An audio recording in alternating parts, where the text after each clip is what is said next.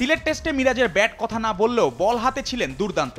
জিম্বাবুয়ের 2 ইনিংসেই তুলে নিয়েছিলেন ফাইফার। এরপর চট্টগ্রাম টেস্টে ব্যাটে বলে একাই ধসিয়ে দিয়েছিলেন জিম্বাবুয়েকে। ব্যাটের দুর্দান্ত এই সেঞ্চুরির পর বল হাতে নেন 5 উইকেট। আর এর মধ্য দিয়েই টেস্ট ক্রিকেটে বিরল এক কীর্তিতে নাম লেখালেন টাইগার অলরাউন্ডার। মাত্র 7ম খেলোয়াড় হিসাবে এক সিরিজে সেঞ্চুরি ও 10 উইকেটের ক্লাবে যুক্ত করেছেন নিজের নাম, যেখানে আছেন ইয়ান বোথাম, ইমরান খান, সাকিব আল হাসান, ওয়াসিম আকরামদের মতো গ্রেটরা। 1974 সালে এই কীর্তি প্রথম গড়েছিলেন ইংলিশ তারকা টনি গ্রেগ। ওয়েস্ট ইন্ডিজের বিপক্ষে 5 ম্যাচের সিরিজে 2 সেঞ্চুরির পাশাপাশি নিয়েছিলেন 13 উইকেটও। তারপর একে একে গ্রেগের পাশে নাম লেখান Ian Botham, Richard Hadlee, Imran Khan, Wasim Akram এবং সাকিব আল হাসান, যেখানে সব শেষ সংযোজন মেহেদী হাসান মিরাজ।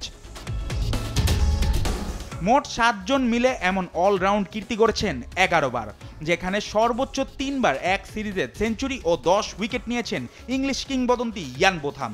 2 পাকিস্তানি ইমরান খান ও ওয়াসিম আকরাম করেছেন 2 বার। তবে ইয়ান বোথাম, ইমরান খান এবং সাকিব আল হাসান আবার একই ম্যাচে পেয়েছিলেন সেঞ্চুরি ও 10 উইকেট। অলরাউন্ড কীর্তি গড়া 7 জনের মধ্যে বর্তমানে খেলছেন কেবল মেহেদী হাসান মিরাজ। সাকিব আল হাসান টেস্ট থেকে অবসর না নিলেও রাজনৈতিক জটিলতায় আর মাঠে নামতে পারবেন কিনা সেটাই এখন বড় প্রশ্ন। তাই মিরাজের সামনে সুযোগ থাকছে রেকর্ডটিকে বাড়িয়ে নেয়ার। জুবায়ের নূর, স্পোর্টস ডেস্ক, দেশ টিভি।